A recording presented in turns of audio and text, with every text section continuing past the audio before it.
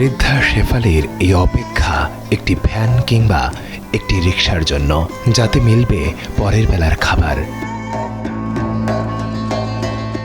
শেফালির দোকানে স্বল্প মূল্যে মেরামত হয় ভ্যান রিকশা। পাশের দোকানে যে কাজ করতে গুনতে হয় 40 টাকা, তা শেফালির দোকানে মিলবে মাত্র 20 টাকায়।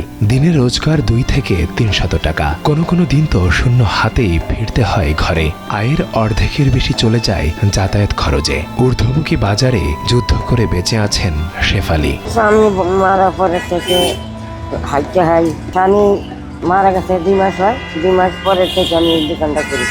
কোনোদিন 150 হয়, কোনোদিন 100 হয়। আমার সচ্ছলই দেখে, কোনোদিন দেখে, কোনোদিন দেখে না। 2 মাস পূর্বে স্বামীকে হারায় শেফালি।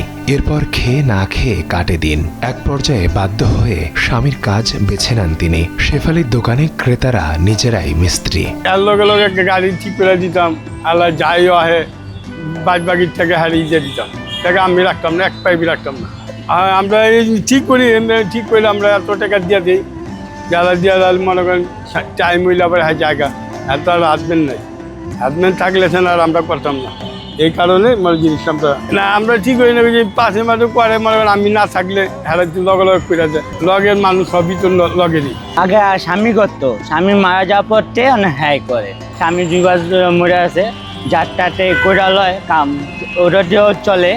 তারপরে দ্বিতীয় কথা, আরে অনেক বছর আমার মামা আগে করছে, ওই যারটা এখন কইরা লয় চলে যা, আপনিও চলতে পারে। ওই টুকটাক যেটা করেন দেখেন, তেল বেচে 10 টাকা, টুকটাক কাম করা যে যা দেয়। রাজধানী ঢাকা মেডিকেল কলেজের পাশে বসে শেফালি। তিনি থাকেন কামরাঙ্গীর চরে। নিজের ছেলে মেয়ে না থাকলেও আছে সৎ ছেলে মেয়ে। তবে ছেলেটির আর্থিক অসচ্ছলতার কারণে সেভাবে পাশে থাকতে পারেন না।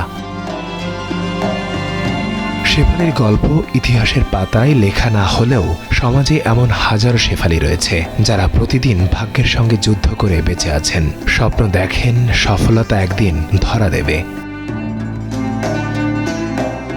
ফেরদাউস সাগর, সময়ের আলো, ঢাকা।